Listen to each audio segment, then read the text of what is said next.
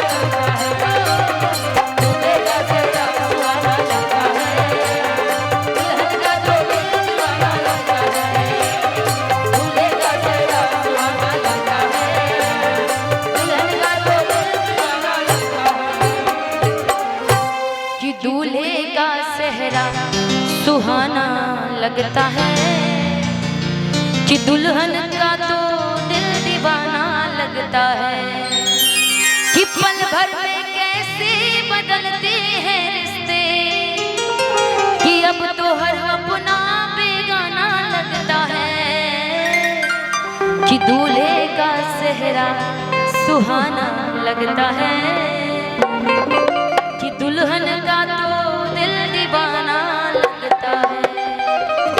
अच्छा लगा हो तो एक ताली बजा कर आशीर्वाद दे दीजिए, क्योंकि काफी दिनों से लगातार कार्यक्रम हम सभी कलाकार व्यस्त हैं, जिसके कारण थोड़ी त्रुटि भी हुई होगी, तो अपने घर का कार्यक्रम में क्षमा। अच्छा बंद अब आगे आना छोटे छोटे दीजिएगा भैया।